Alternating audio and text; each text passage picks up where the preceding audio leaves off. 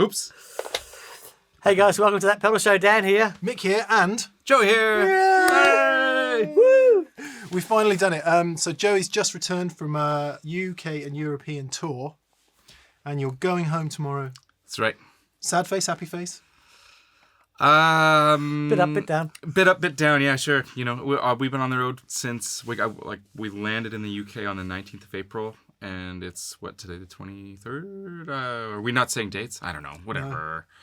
I've been here for 5 weeks, and so it's time to go sleep in my own bed and like put my clothes in a drawer and stuff. So that's really great. But it's always, it's always tough leaving friends behind. And, you know what I mean? Cool. So you arrived, whatever it was, 4 something weeks ago, and because we've become friends, Joe, we've started to take you for granted a bit. I don't know if that's true. And we thought, we don't want to ask him to do another show because he's already done a few shows for us, and and he might just be done with doing video. So anyway, we said no, we've got to do a show. Yeah. So end of the tour, so we can reflect on that a bit. We can look at your gear and just nerd out for a bit. Absolutely. Well, and I've also been like, I'm friends with these guys now, and they've built this really beautiful thing, and I don't want to take advantage of it. So we're just being impossibly Canadian and British at each other. Use us, baby. Yeah? You bet. Says the Aussie. I don't know. Got nothing to do with where we're from. Just nice guys, I guess. And we'll do it in return. Sweet. It's good for views. It's good for views, people. No, awesome. It's awesome to have you here today. In a sort of, this is what we've been doing lately, isn't it, Daniel? Planning. We've been planning. We have. Check this out. Look at that. It's a plan. It's a mind map. It's roughly things we're going to talk about today. Yeah, I love it. There that goes. Crumple, crumple, crumple, huck. So look, because we know you so well and we've known you for a long time, and there are certain things that we sort of take as read, but I think for anyone who hasn't seen Joey before, or maybe isn't perfectly familiar with what you do, let's talk about this to begin with. This, yeah. This is my Sorokin Gold Top, built by my very dear friend Alex Sorokin, who's a fellow Canadian. He lives in Edmonton and builds out of Edmonton. And I had sort of stumbled onto his guitars while I was on tour, and I popped into a music shop in Edmonton called Stang Guitars. You know, if you're ever in Edmonton, pop in on Stang. Stang, like... As in Stang. Like as a Mustang. Oh, bee stang me. right. A bee stang me. Yeah. Yeah. No, it's Tyler Stang. It's his last name. But, okay. So, I was popped in there and I was trying out some pedals, and I said, "What do you have for cool guitars?" And he handed me this sort of Les Paul Jr. and I didn't see the headstock, and I played it, and after having played some old guitars, I just instinctively said, "What year is it?" And he was like, 2018. And it was just like, what? And I looked at the headstock and I was like, oh, this is not an old... It's like some guys Gibner. come in from Time Machine. He's going, dude, what year is it? Yeah, exactly. That's kind of what it was like. It felt like an old one. It sounded like an old one. So how did you get to this from... Because the first time I saw you were playing a Kudacaster. Yeah. And doing the slide thing, and that's a sound that I associated with you, and I certainly used that a lot on the first record. Mm-hmm. No, actually, it wasn't the first record, was it? It was the Brothers Landreth album, Let It Lie. Let It Lie. Yeah. And there's a lot of that Kudacaster type thing on there. Well, actually, on that record, it was an Eric Johnson Strat that I had, and our producer's 335, and then another builder friend of mine who's actually from my hometown, Winnipeg, named Jordan McConnell, and he built a beautiful hollow body, and I played those 3 guitars. The Kudacaster came later, actually. Oh wow, okay. But that was the first guitar that I started using this tuning, which is Open C, CGC, Right. EGC. Hang on, sorry. Just show On us. Let It Lie, it wasn't Open C. It was Open E. It was Open E. Yeah. Wow. Okay. Yeah. We're going way back here. Yeah. Well, This is my Marvel origin stories. It's great for context because whenever Joey ever episode. posts an Instagram video or in the TPS videos we've done in the past, the first 3 questions are, what tuning is he using? Yeah. What gauge strings are there, Because Yeah. it is an arresting sound. It's a really original, unusual sound. You know, for somebody who uses one guitar, we'll come on to that in a minute, that's tuned in drop, not even drop, it's turned in open C. Mm-hmm. Would you mind just... Yeah. So this is, I'll just play through the strings so you hear them.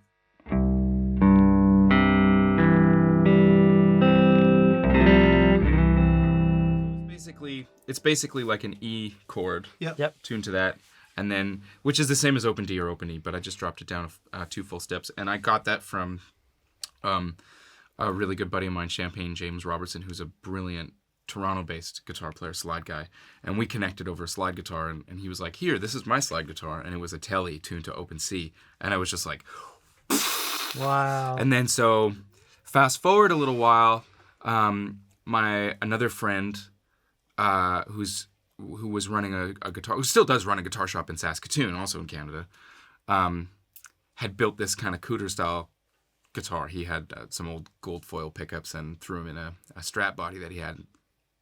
And he said, "Oh, I'll send it to you if you want to take it for a spin." So he put it in the mail and sent it over to me. And I started playing it and thought, well, this guitar is really cool, but you know what we really need is if I tried that Champagne James thing.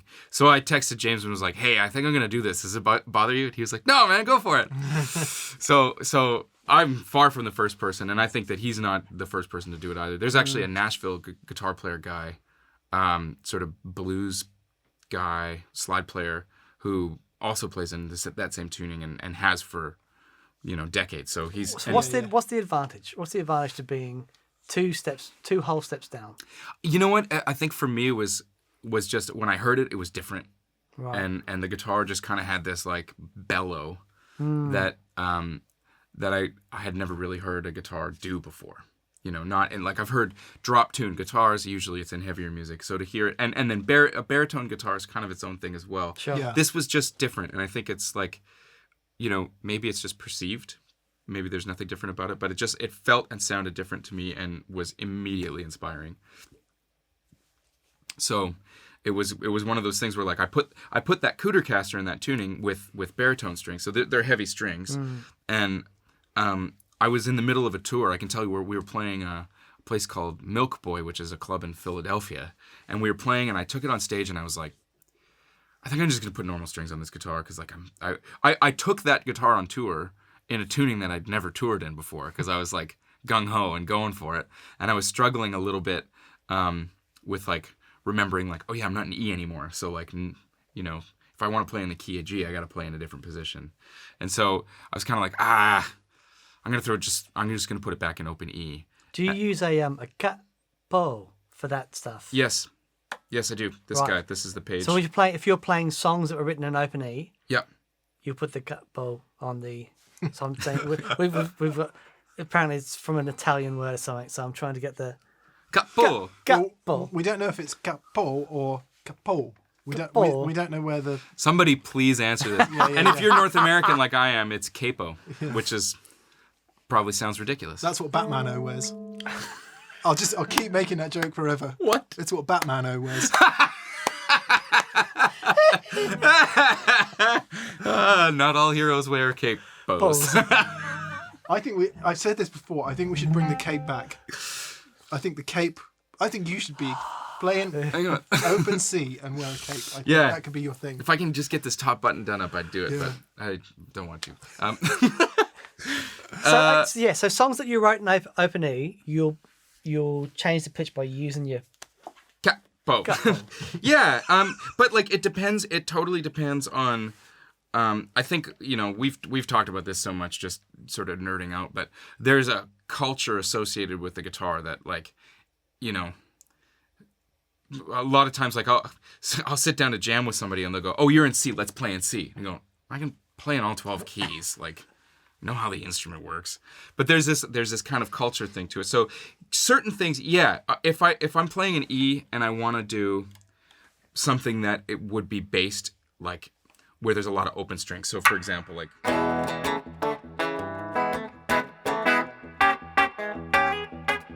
if I wanted to do that, I would capo up there.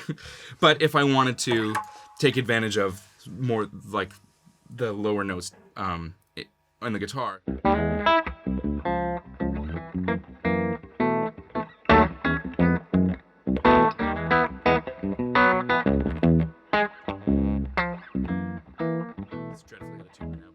So, then I wouldn't. Then obviously I Sure. would just, Okay. play that. So it depends. And sometimes I'll just take it off in the middle of the song.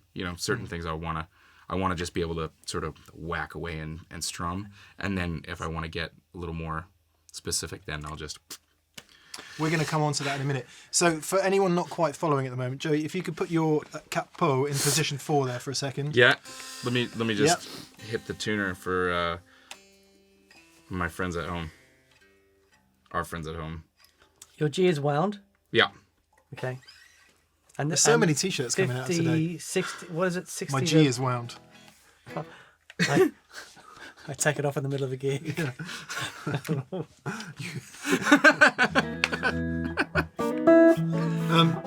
You were about to talk about gauges, I think. You're practically crying. Cut. So I've spent a lot of time mucking around with finding the right gauges. I started with the D'Addario standard baritone set. I think it's a standard set, which was 68 to 14, and that's intended to be tuned down to B or A, I think. Right. I think they have an alternative one that's like 68 to 17, which might be more for A. And I just found that the 14 and the 16 that were on top, 14, 16, and I think it was 20 on the top 3, for what I wanted to do were too light, because I don't do a lot of, especially in this tuning, like tune down. It was just like the fret or the slide would be fretting out and bending things out of tune, and it just like didn't quite sound right. And I've always been a fan of heavier gauges, anyways. So I just started to go up in gauge, and so what I've eventually settled on is this 19, 22, 26, 40, 50, and 64.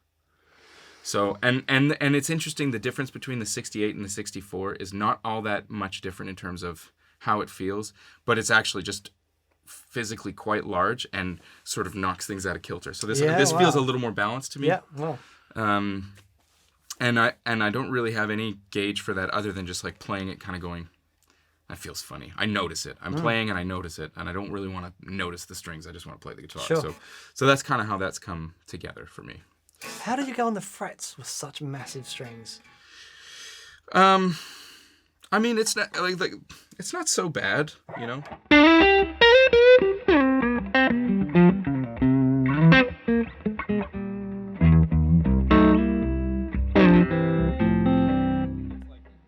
you're not getting it refretted like every few months, are you? No. I mean, I think it's pretty normal. Okay. But I'm also playing a lot of tension. Yeah. It's not as much tension as people think. Like it is heavy. It would, I think it's around what, like in terms of PSI, if that's right. PSI Miami.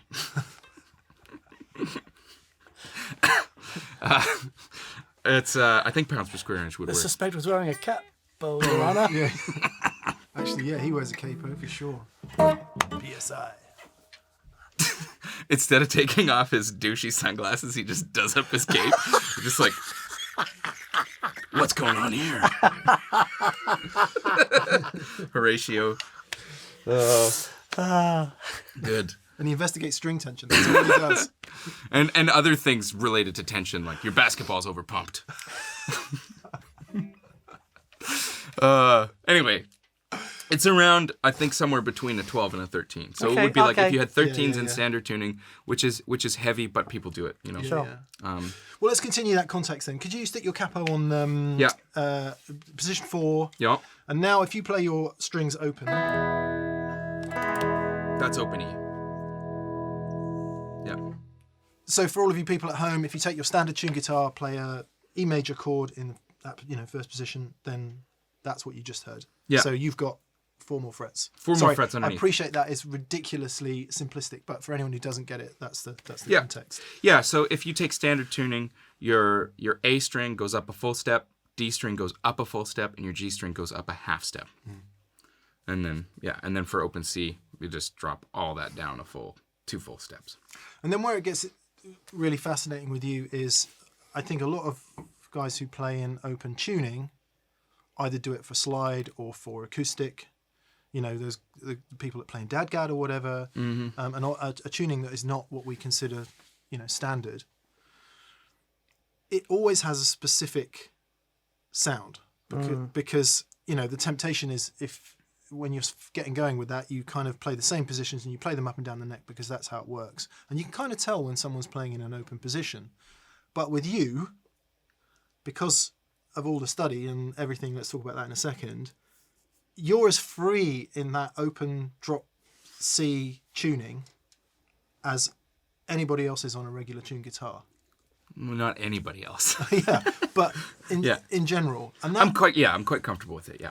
So if you needed to play something like if you just something normal that doesn't sound like slide or some kind of open tuning, you can just, if you were to sit in with a band and they had a set list, that's not a problem for you. No, I mean, as long as it's not like, giant steps at like a million BPM, or even at a slow tempo, as long as it's not giant steps, I'd be okay.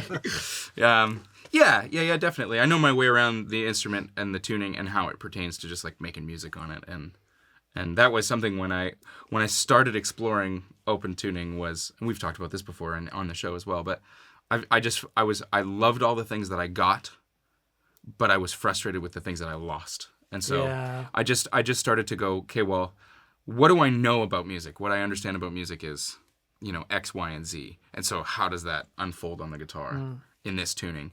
And then once I started to find those sort of fundamental things, mainly, triads, we talk about that a lot. Once I found those kind of fundamental things, then I was able to apply them to, bigger and wider situations, more complex harmonic situations, and was able to start to piece things together in a more sort of versatile way. Why don't we pick that up in a minute, Dan? I think you could take over because I think Dan has some specific questions about that, and Dan is going to do something with Joey in his practice vlog. For now, can we just play a bit and hear the sound of the guitar with a few pedals on? We'll come back to the pedal board in a sec, but just for the context, given what we've just been talking about and the tuning and the open sound and everything, hear it a bit and step on some stuff and see what happens. Yeah, absolutely. You can burp. It's okay. You can burp. You just can't talk over the reverb trails. That's the burp all you want, no trails. That's the criminal. Like, leave the reverb trails alone. Yeah. My main kind of sound for the tour has been the amp and the Jackson Broken Arrow. That's kind of on the low setting, and that's kind of my sort of clean, dirty. In some places where I felt like I had a little more room to turn up the amp, I would crank the amp a bit and let the amp do the drive work. But it was just kind of dependent on like, cranking the gain and then cranking down the master volume. Just kind of felt like it was limiting. Yeah. Because a lot of the rooms that we played on this tour were smaller, so it just like, and I don't like being disproportionately loud. Sure. So if we have the room, there's a big stage and there's room to a bigger PA that can handle it, then we'll let her loose. But we generally try our best to play appropriately to the rooms. And you were using a Bloomfield Drive as the main amp, weren't you, on tour? Yeah. So this is a stand-in which doesn't drive in the same way that the Bloomfield Drive does, right? So, exactly. Yeah. And so initially the Jackson was kind of like my sort of boost tone, because it's Tube Screamer-esque. Okay. And and is really, really flexible. I don't know if you guys messed with that yet. Have a listen. This pedal is awesome. And it's got it's got a boost in it. And then you can bring in more gain by stepping on both switches, and it'll cycle you through 25% of where the gain knob is set, 50%, 75%, or 100%. What? So, it's very cool. Yeah, and it's just like, it offers a lot of options. Yeah. And then there's a couple of different clipping stages, like you can cycle through. It's got one clipping diode. Is that right? Diode clipping diode? Yeah. Yep. Or more. So you can it's got a lot of gain on tap, but I use it on the lowest setting. And then the boost side of the pedal has a bunch of options too. So it's just kind of really Swiss Army knife like. Wow, it's very cool. Yeah, and the EQ is really great. Yeah. So I've got the bottom end boosted a little bit on it to get some of that back that you kind of would lose with a normal tube screamer. And then I think when it's, I don't really entirely know exactly what the EQ is doing, but it's just like it's just so versatile. So I really got a love out of that on the run. So that's kind of the main sound. What does it sound like with that off? Off is like this.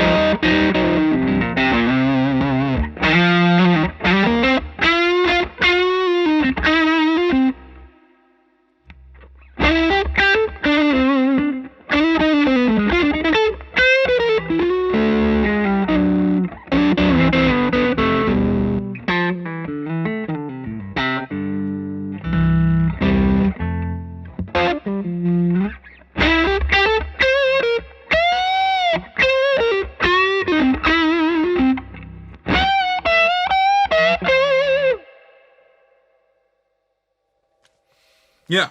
Man. So what amazes me about that guitar on a couple of the gigs that we saw you, when you roll it back, it just gets this brightness and this cleanness. Is that would you do that with overdrive on, or would you do that just like kind of straight into the amp? When it gets quiet in the set. Always playing with the volume and the tone knob. Yeah. The Alex, the guy who built this guitar, is like nobody gets nerdier than him, you know, and so the pots. I don't know. But, yeah. Well, you guys, him and you two guys might be able to have a nerd off, and we'll see who leaves triumphant. But he the winner gets the cape. It's got to be a denim cape. I've seen in Yes! that pedal show denim capes. Who wants one? Don't mess around. Don't miss your opportunity to get in now, folks. Denim capes. That pedal show. TPS. Fuzz. Denim cape. Sorry. You get a cape. You get a cape. Everybody gets a cape. The denim cape. I'm gonna make one. Oh my God, yes. Let's do it. Limited edition.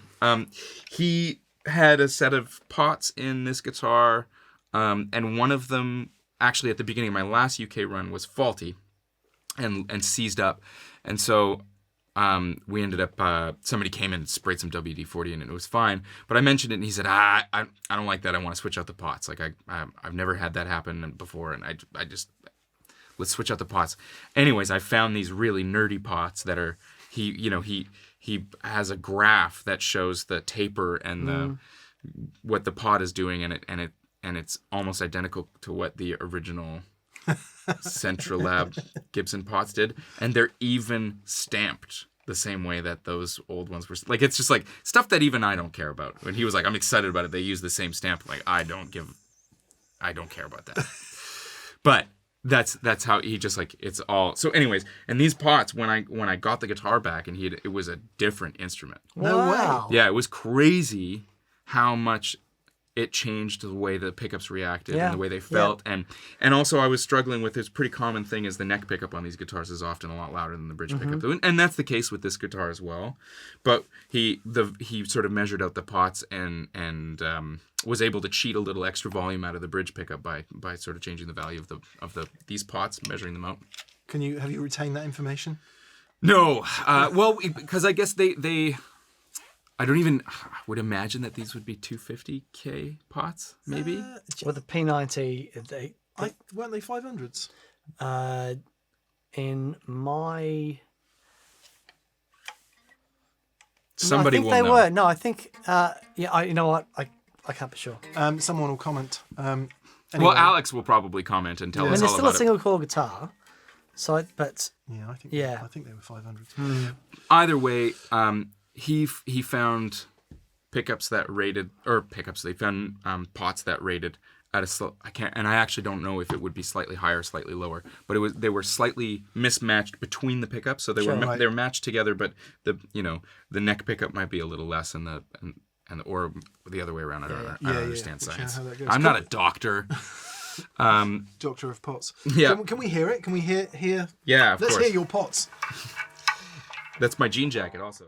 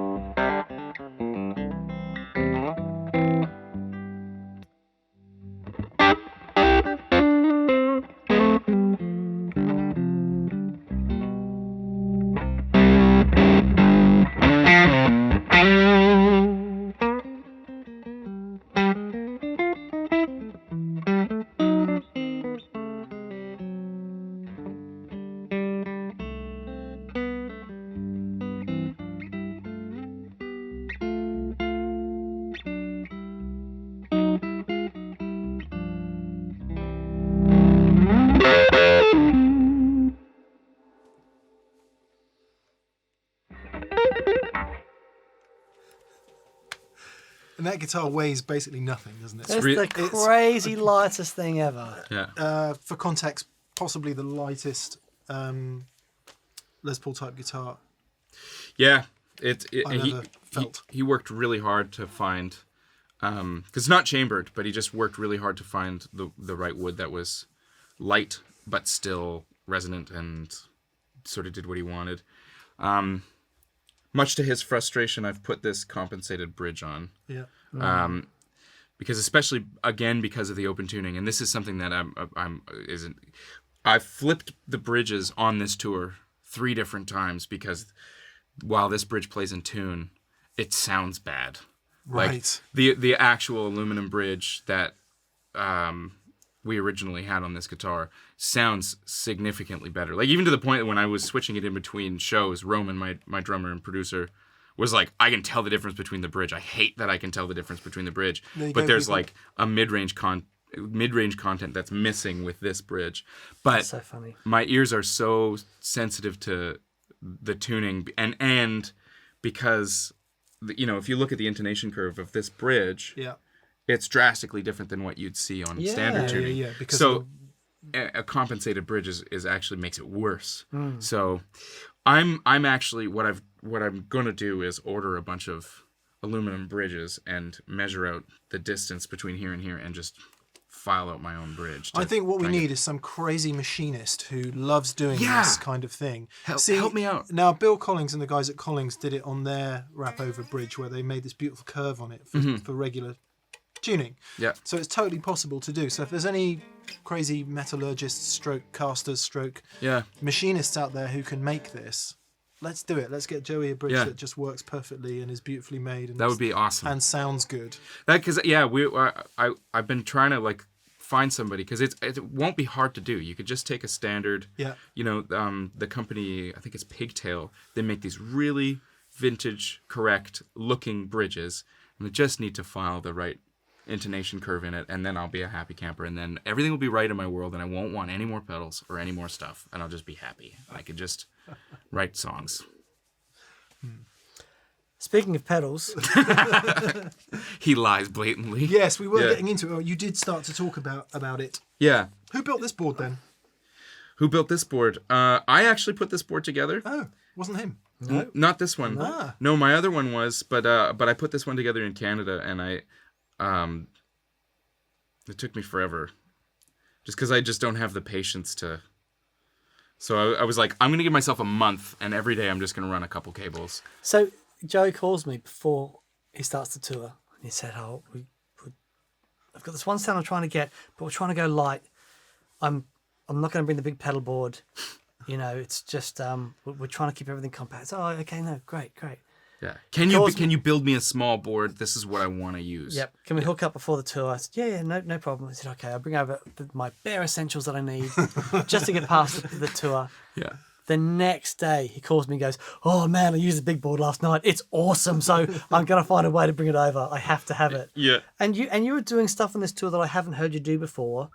Basically, letting the pedals pleasure themselves, Yeah. as it were, which is fascinating. Now, it centers around the MIDI capabilities of the Chase Bliss audio pedals and the blue pedal, which is called, I've seen it before, and it's just awesome. Yeah. What's it called? It's called the Count to 5. Right. And it's made by a company called Montreal Assembly. Yes. Canadian guy. Yes. And he builds all kinds of crazy doodads. Have you heard this?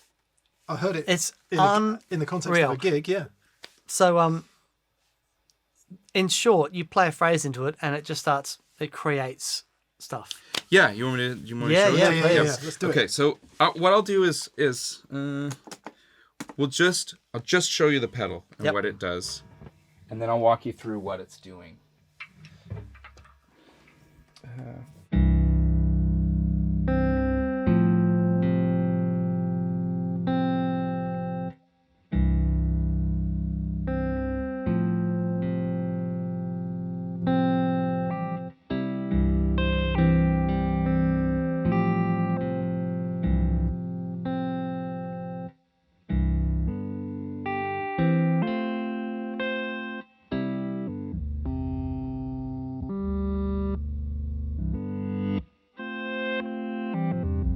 So what it's doing is it's taking the phrase that I played in, and then basically here where this knob is set is just normal. There's a little bit of audio sort of breakdown, which is pretty cool. And then in this mode, it's quantizing what the sample in fifths.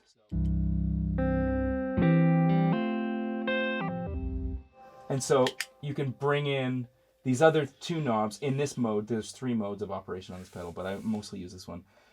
And each one does the same thing.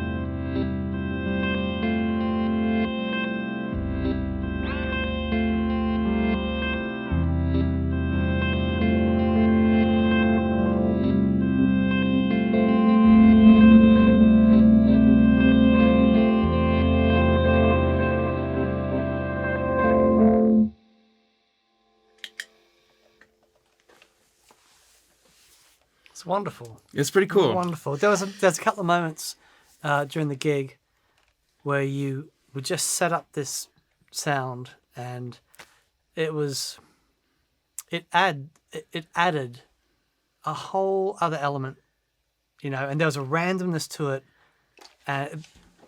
but it's beautiful. Yeah.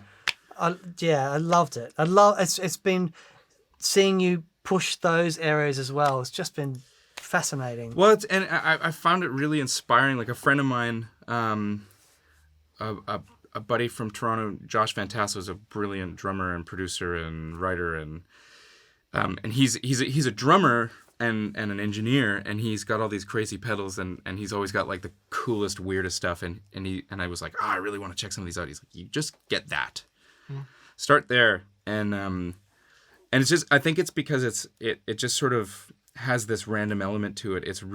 I find it really inspiring. And then with the Chase Bliss stuff, there's like, I'm not sure if one of them is maybe faulty, or if there's just like some complications that sometimes occur when the Quartz is sending the MIDI. Right. But sometimes things just don't. They don't do what I expect them to. But then what ends up coming out is this really, really fun thing that you have to react to, as opposed to like, it's not like a perfect loop that's perfectly in time. It just winds up being this thing that just kind of rolls and creates something that you can react to, and So it's cool. really, really fun. It felt like you were sort of using it as a narrative for the show, because you kind of open the show with it, then you do a bit in the middle, and then you do a bit at the end. Was that the intention for that? Yeah. I just kind of wanted to bookend the whole thing with just like this stuff, and I love. I mean, I don't know. I'm guilty of loving cool, beautiful sounding stuff, and this pedal just makes really beautiful noises. And then another thing that I was doing with it is This is another weird thing. This That's is a new from Oh, it's a TC. new Yeah, TC thing. very cool. So it's Ebo-esque. I don't know if we're supposed to, but it's what it is. Yeah. But it's really great, and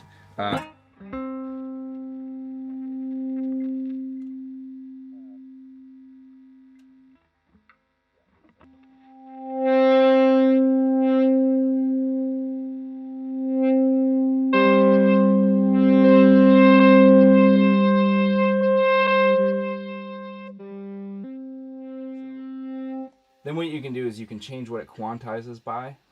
So that's in fifths. If you go to chromatic,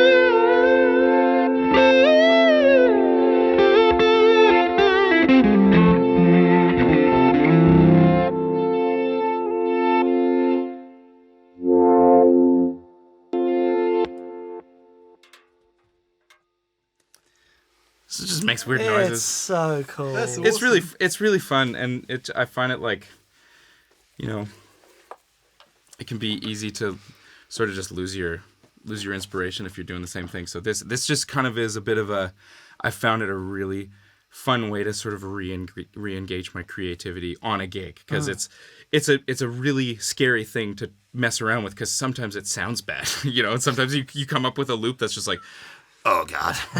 But What's he doing, Mummy? oh man, there was a couple where I was like, I got halfway into it and I was just like, oh God, abort. But that's part of the fun, is that, like, the risk that is that sometimes it doesn't work, but the payoff is that when it does work, it's really inspiring. It's really fun. Yeah, it's a random, introduces a random element, doesn't it, I guess. So what we had Ed on the show, Ed O'Brien from Radiohead, Honk. and he was saying the same thing. Like, because when he sets up loops and all that sort of stuff, it's all done live, Right. and he has this conversation with Johnny when they come off stage, and like sometimes it'll be, man, how did you get away with that? Yeah. Because it's all done live, and sometimes the beauty and the randomness that it can create, you got to be willing to balance that against the risk of it not being beautiful. Yeah. Being sometimes A quite disaster. unattractive. Yeah, full on. How does that differ from, because you use something that does this kind of thing, don't you? A sample. I use the Red Panda. And how does it differ the from tensor. that? Is it a similar deal, or? I think there are similarities to it. The tensor is a tape delay simulator. Oh, okay. So things that you can do with tape, you can do that, and it can set up loops and things, but it doesn't do the multiple voices and layers thing that does. It's amazing. It's really, really cool. It's pretty fun. I actually kind of want to get another one so that you can sort of set up loops kind of like that, and then.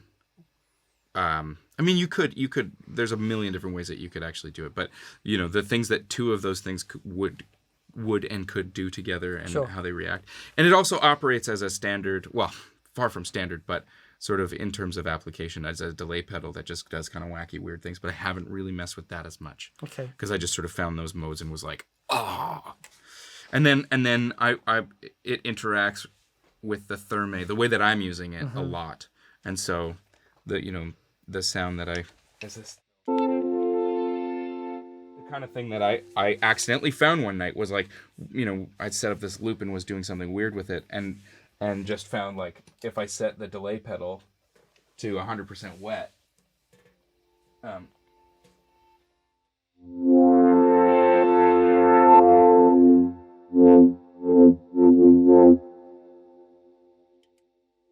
and just mess with the filter. With the filter, there's really cool things happen. It was like, I don't know, it was just a happy accident, and of course, I mean, anybody who's familiar with the Therme in particular, it does all kinds of wacky stuff as well, which I don't take full advantage of what it's sort of capable of, but there's just a few sounds in it that are like, I like that so much that even though I only step on it once or twice, it needs to have the spot on the board because it's that inspiring to me. What was really impressive, if you don't know the Chase Bliss pedals, shout out to Joel, absolute legend superstar, Joel Corti. But what was really impressive is that you were reaching over the back and you knew the dip switches. Yeah. Because on the back of the Chase Bliss pedals, there's a bunch of dip switches that do a whole bunch of different things. And if you have the one in the wrong way, I mean, I was doing my board build, and because I use the duckboard as well because I love the plate and it's absolutely beautiful, gorgeous, yeah. And I couldn't get it to work, and the dip switch was in the wrong position. No. Yeah.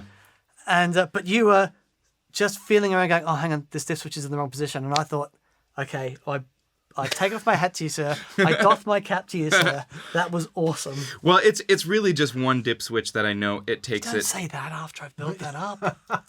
Well, and then there's lots of other dip switches that I'm also manipulating as we go. Never mind, I won't tell you my secrets. Figure it out yourself, kid. Good. Yeah, but I keep threatening to do a deep dive into his stuff because it's so impressive and it does so much stuff. I think he's a big inspiration to a lot of pedal builders out there, and as far as being able to capitalize on what the possibilities are with these things and the fact that like the tonal recall, it does it all with an analog delay. Yeah. Just amazing. And there are things about it, like the interesting thing, like when you're, and maybe, and who knows, maybe there's something that I'm doing wrong, but like when you switch presets, for example, it's analog, right? Yep. So if the tempo changes, the pedal goes, the pitch goes, yeah, that's right. And so you have to learn how to play it. And there are times like in my song Whiskey, I go back and forth between an eighth note delay and a dotted eighth delay in between the verse and the chorus. Right. And I have to know that I have to stop playing, providing audio, before I hit the switch, because if I don't, and the section when I switch the delay back goes from being super loud, overdriven, fuzzy, like rock and roll, to basically just me, quiet, clean guitar and vocal. And sometimes you go, "Do you miss me?" I think we need to hear that. Okay, I'll try and recreate it. Watch your ears. I gotta make sure that.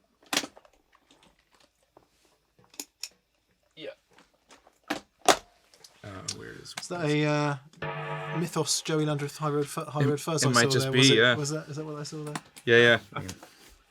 So this is like, and this is kind of the sound that we kind of came up with on one of the first days, like compressed. And there's no trem on here, but normally I have it's like I have had more people go, that trem sound that you made in the first TPS video, that's the best thing ever. And I was like, yeah.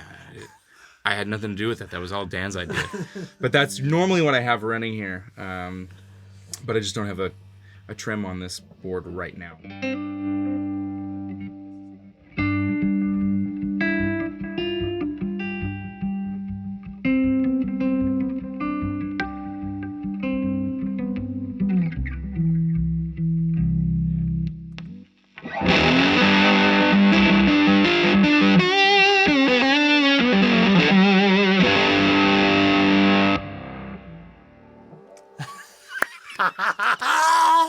Yeah, brilliant. It's so cool though. It is kind of neat, and like, that's what I like about it. And I think I kind of had a phase, a year or so ago where, more than a year now, but probably 2 years, where I wasn't really bringing a board to the gig because I felt like my pedal board was playing me. Okay. You know, it was like interesting. I had all these presets set, and I had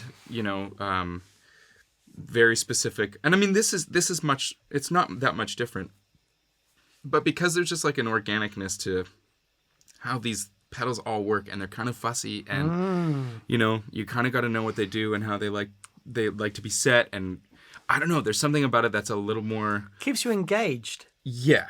Yeah. And I think that's like, and also something that I'd kind of noticed is like one of my pedals went down on a gig, and I realized that like, oh, my playing has kind of gotten sloppy because without all the delay trails on this one thing, wow. all of a sudden I kind of not playing very well, and that really bothered me to know that playing was sloppy. it's just like, if I can't play these parts out in the air, then that's a problem, you know.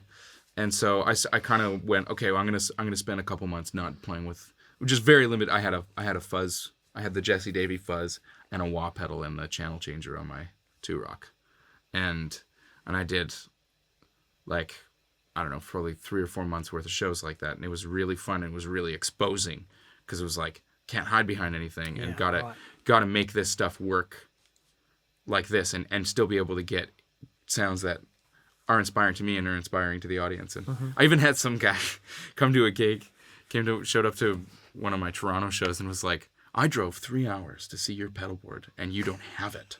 And I was like, well, maybe you could just go on the internet and save yourself the 3-hour drive and just stay home. Because I thought maybe you might want to hear me play guitar or sing my songs. So it was kind of, because like, okay, that's kind of another reason why maybe I'm going to leave my board at home for a while. But that's awesome. But yeah, this setup I have a lot of fun with for the opposite reason. I feel really engaged with this, and because of the nature of of Joel's pedals, they're just really fun, and they do sound really great. Yeah. But they're really fun to interact with. So there is there's another amp back here. So we've got some kind of 2-rock. You normally play a Bloomfield Drive. This is a traditional clean. Yep. And I'm noticing you've got this Rev D20. Yep. And that has a specific relation to what's going on this daughter board, yeah? Yeah.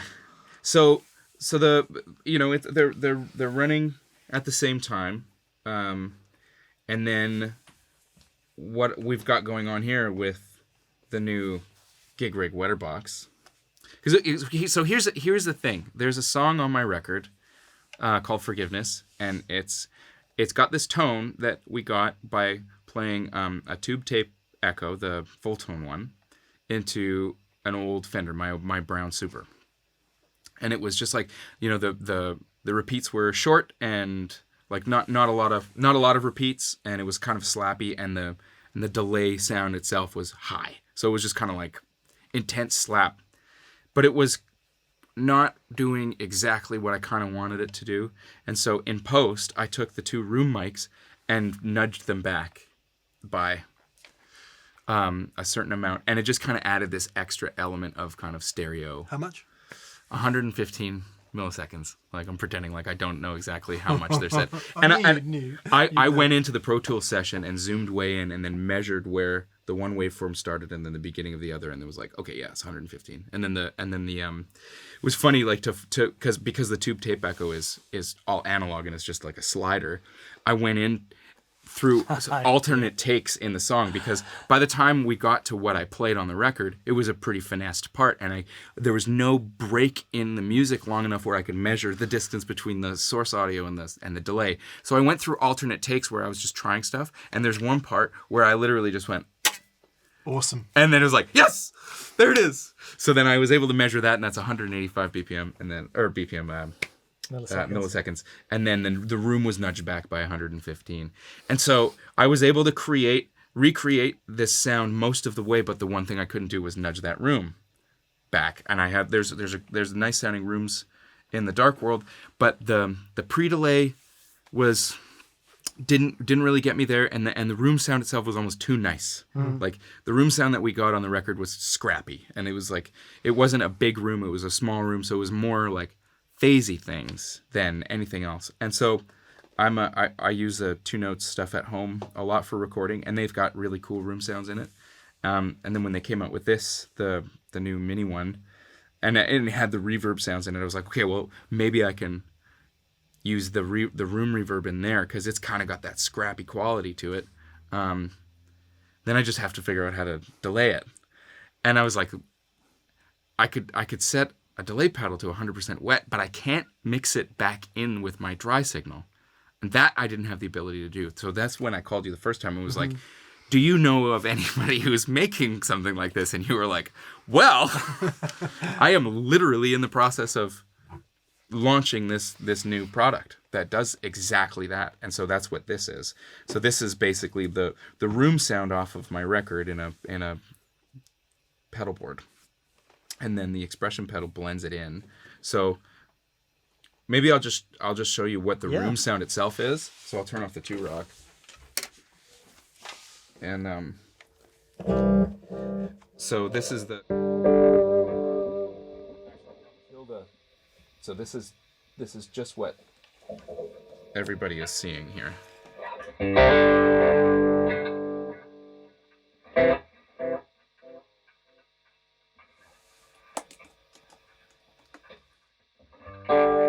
So that's the room sound basically. A little bit and that's actually too much. So the flashback is setting the pre-delay. I'm roughing it in right now, but and then when we blend it back together.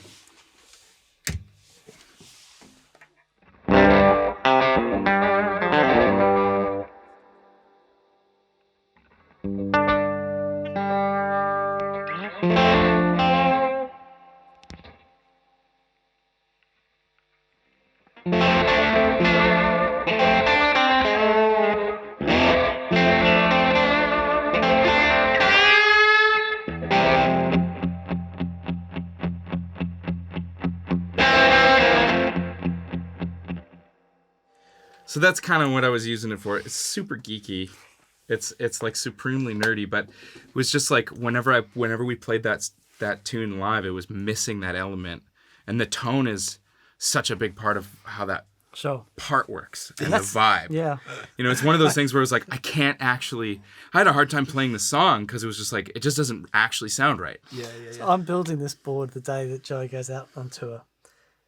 And we get it together. It sounds great. And he says, I've got an extra pedal board for one part in one song. And I'm like, I love you, man.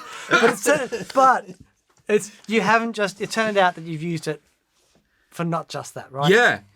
Well, and on the record, on the new record, we used a lot of scrappy room sound for a lot of the solos. Mm-hmm. So I would turn off the flashback and then just like, I don't know if this is going to be taken off your head. Don't mind. This is the Joey Landreth Highroad Fuzz MIDI.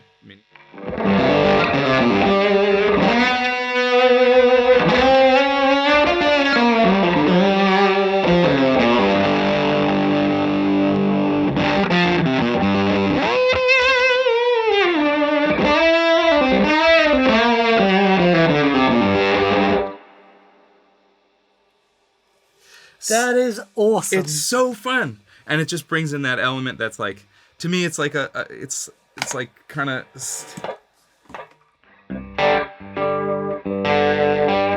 Yeah. Sorry, and if we put so what the flashback is doing, the flashback is set to basically 100% wet, and so that's being the pre-delay for the reverb. So if we put that back on now, we hear the difference.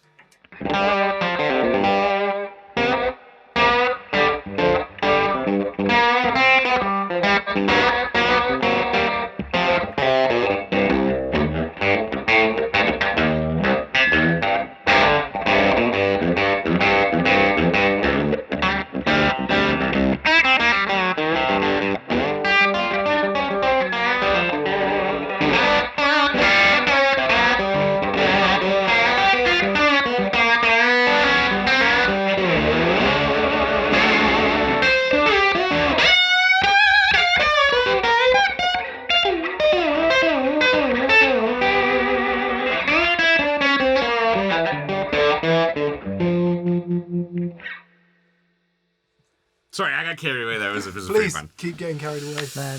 Ah, sounds Unreal. absolutely. Yeah, so Unreal. it like there's a part of me that feels kind of self-conscious about like, you know, having this extra little pedal board, but it actually, much like this stuff, it provides a little extra inspiration that just because I've really felt like, in, you know, the busier that I get as a touring guy, the harder it is to actually want to play the guitar.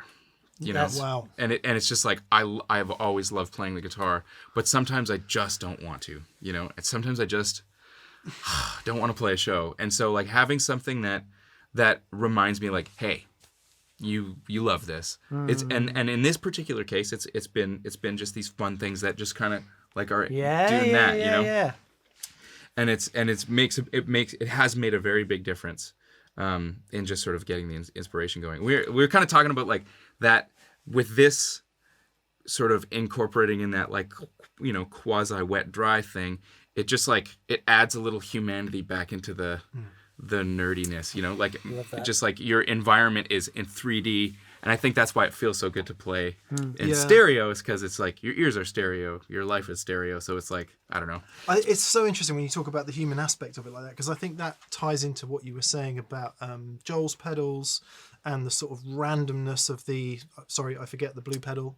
Count to 5, Montreal Assembly. Yeah, the count to 5. There's an element of randomness and humanity in the way that you manipulate it.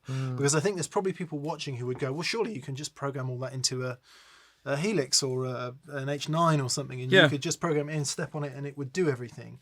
But I think what you lose in that instance is it's exactly the same every time. Yeah. And that's exactly what's fun about this, is those nights where, like, you know, with the count to 5, you know, you get something kind of nice going, and then you start to add layers, and then you accidentally, your foot falls off the switch, and then all of a sudden there's this one little sample that goes, and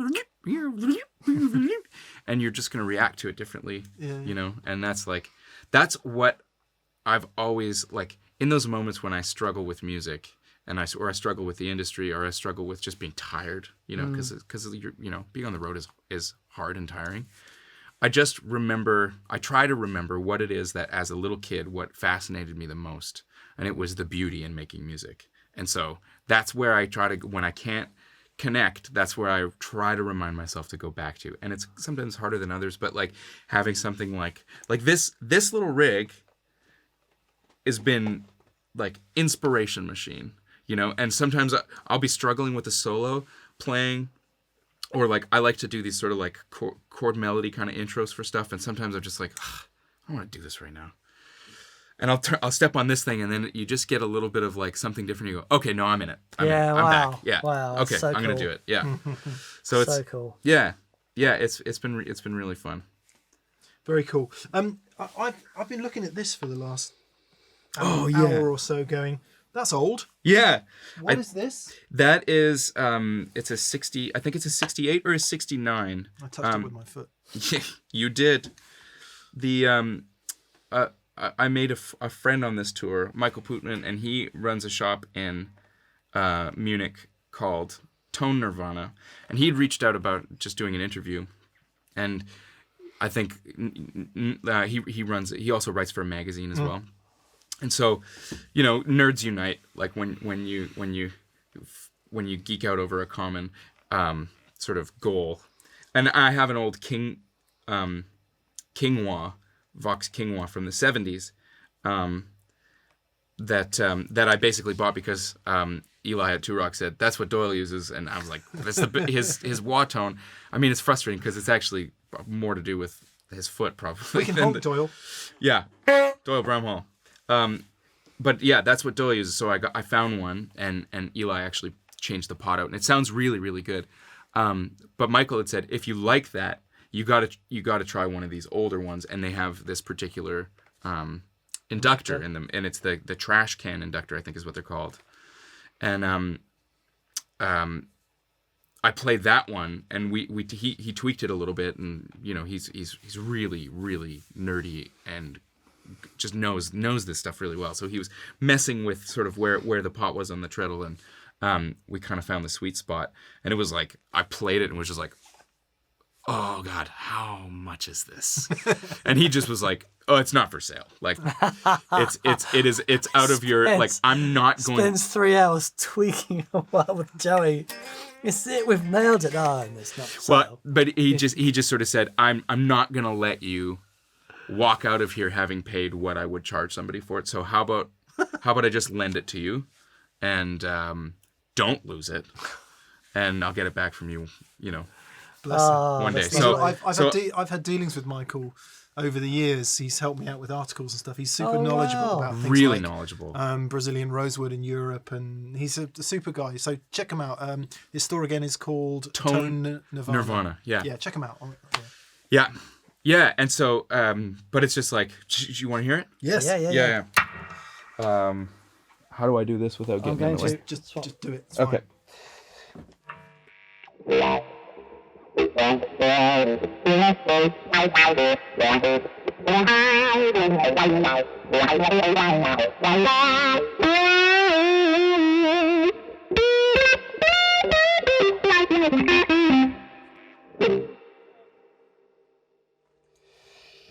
It's funny, isn't it? You think, sorry, this is causing you a massive problem, isn't it? That's all right. That's all right. I think the uncomfortableness is bringing out some creative tension. It's great. It's great. The thing with wah-wahs, you think, if you don't know about wah-wahs or you're not really interested in wah-wahs, the assumption is they all sound exactly the same. Yeah. Oh, it's so. I mean, I wonder if my King Wah is nearby. That's somewhere in the van. But yeah.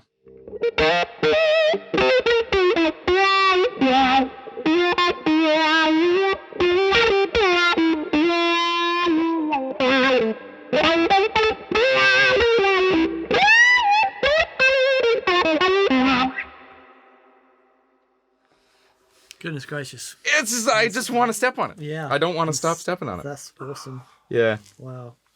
Too cool. And what does it sound like with the fuzz on the input of that? Awesome. So this is this has been a really fun tour because I've connected. This is built by a guy in Bremen, Germany, Dan, and he's just a fuzz geek. He builds all kinds of really cool fuzz pedals. But this is his sort of take on the Zonk machine. He's made a few changes to it. Yeah, and I'd never played one, but again, like I know that Doyle used it a bunch on his recent records, and I'd just been wanting to play one. And so anyways, he said, "Here, check this out." And so this is it, and it's pretty nasty.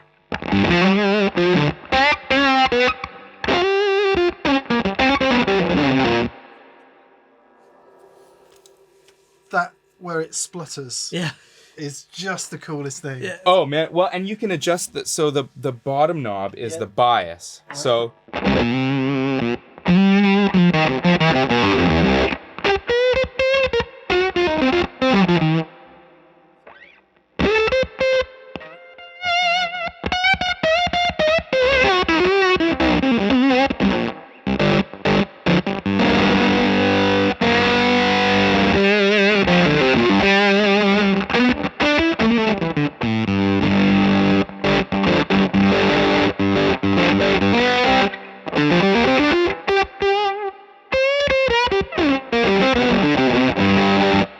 yeah, so it's pretty gnarly. It's pretty gnarly, and it's altogether quite different from this.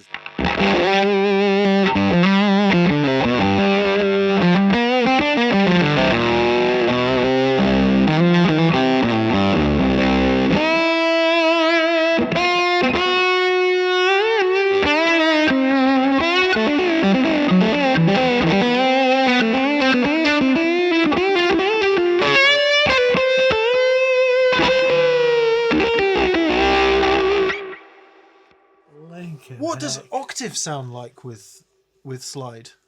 Do you ever do that?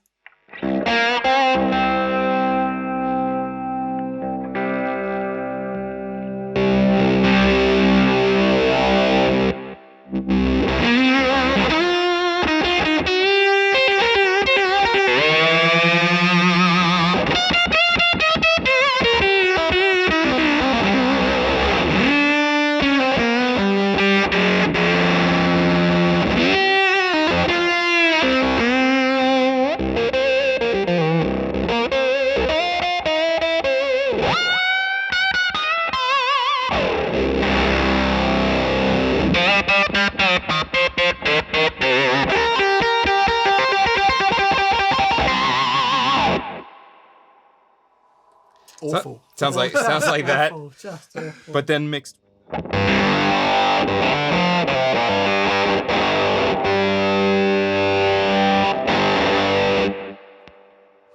No way. Loud noises. Zach, thanks for making that, by the way. That's the Argo. I've just received one of those, which is the Prescription Electronics kind of inspired. It's a take on the Cobb, I believe. And Yeah. I mean, that might be kind of crude, or sort of, but yeah, I think he's made some tweaks to it. But yeah, it's kind of that. So it's not just an Octavia. It's also got a clean boost built into it, which allows you to kind of what an Octavia. I feel like you lose a lot of that sort of bottom endy kind of. Yeah. They're pretty thin sounding. This sort of puts a lot of that back in. And if you crank the blend all the way the other way, it's just.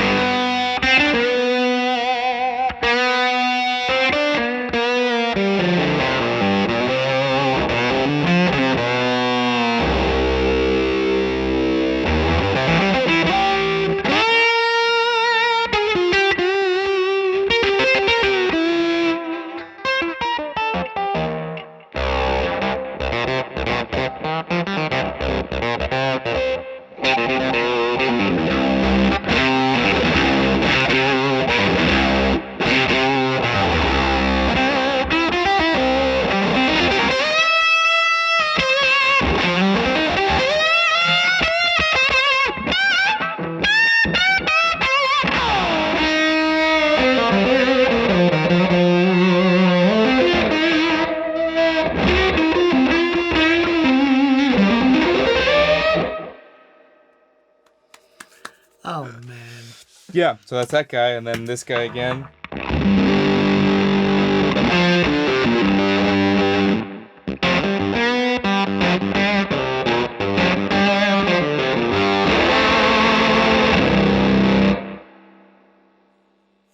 So it's really, really great. It's really, really interesting and fun. It doesn't quite clean up the way a fuzz face does. Yeah. That's just not really in its nature. It's kind of like Yeah. it will clean up a little bit, but it doesn't do like what the Highroad does, which will get all the way clean, super clean.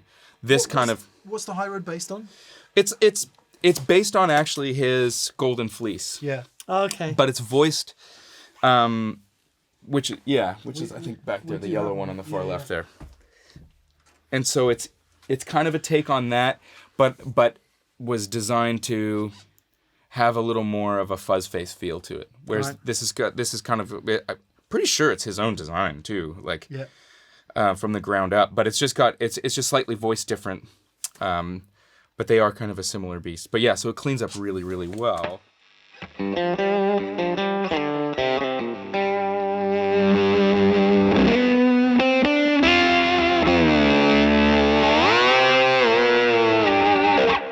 And this guy kind of does something totally different.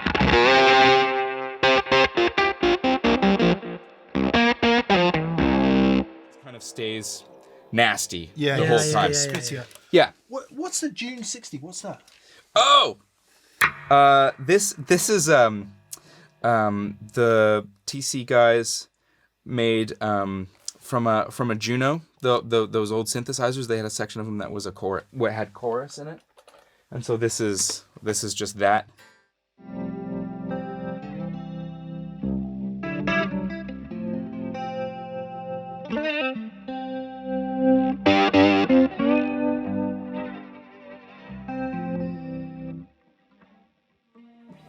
And I use it mostly on that Rye Cooter tune that we covered.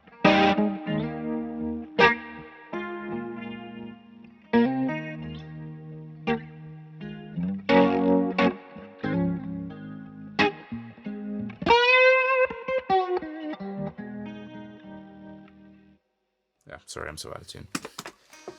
But yeah, so that's that, and it's got two modes. I think it's basically kind of more or less. And then, of course, you can combine them.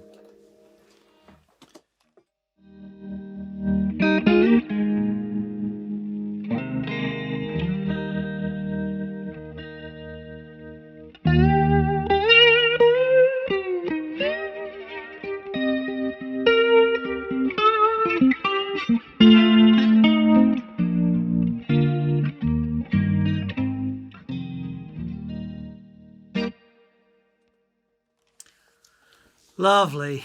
That's Just lovely. It's got movement, hasn't it? It's not. It's not like harmonic tremolo at all. No. It has movement Yeah.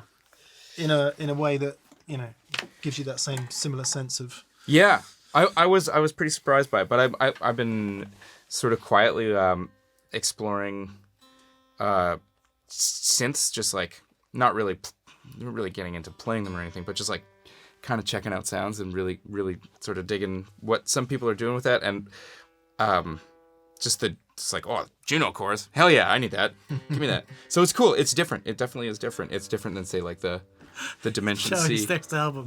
Exactly what I was thinking. Joey Landreth, mess around with synth. And Wakeman. Yeah. Both there with denim capes on. Synths. I think a bit of craft work. Yeah. Because you've been spending a lot of time in Germany, so I can see this. I think you're going to decamp David Bowie style.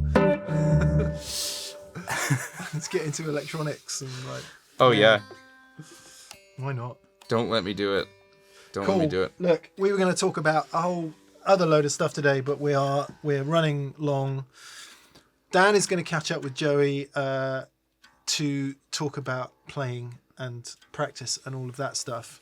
And we were actually discussing last night about talking a little bit about industry, what it means to be an artist these days. You've just done 10,000 miles in a van across Britain and Europe, or 5,000 probably. Yeah. Driving yourself, doing all your own merch, doing all of that. So these are all topics I think we should expand in the future. Yeah. Definitely. So interesting. You've just finished a tour. You're absolutely banjaxed. You need to go home to Canada and sleep and see your wife. Yeah, that'd be great. That'd be really nice. We have some small duty of care to not ask him to keep doing videos. But yeah, oh man, it's such a colossal pleasure to have you here. And Oh yes, it's thanks for always coming such a to treat. us. Thank you, buddy. I really appreciate it. It's a pleasure. I absolutely adore you guys. Thanks for having me and doing everything you've done for me. I appreciate it. Oh, stop. Okay, guys, thanks so much for watching. Massive thank you to all of our patrons on Patreon. Thank you, guys. We really appreciate you, and we couldn't do it without you. A massive thank you to our preferred retailers in the UK and Europe is Anderson's Music of Guildford in Surrey. in the US of A Would be Riff City Guitar of various loci. and in Australia. Would be Pedal Empire of Brisbane, Queensland. And also to everyone that's gone to thatpedalshowstore.com and grabbed yourself a t-shirt or a denim cape or We're so doing it's got to be done. Your people call my people. We'll do lunch over it. There we go.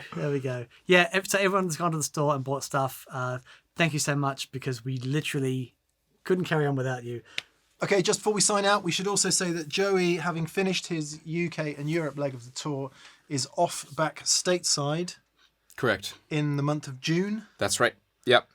and you're playing. All over the place. I've got dates in a select few dates in Canada on June 6th and 8th in Alberta and Manitoba, and then I've got a run starting on the 17th of June in Toronto. We're doing Toronto, Ottawa, Montreal, New York, Nashville, Washington D.C. I think maybe Philly, maybe I can't remember, and then we're heading over to Finland for a festival, and then after that I'm gonna sleep for a month. Awesome. Where can people find those dates? JoeyLandreth.com/tour. Great. Check it out. Go and see this man if you can. Thanks, guys.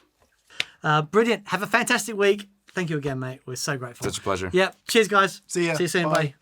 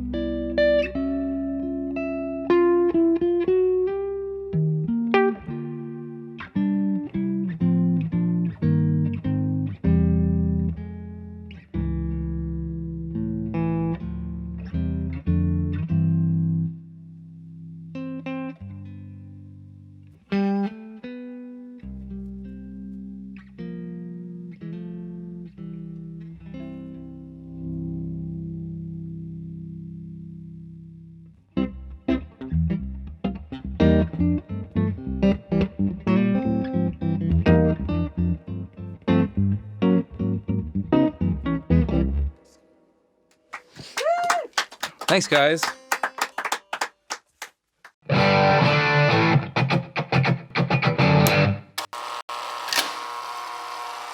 1, 2, 3.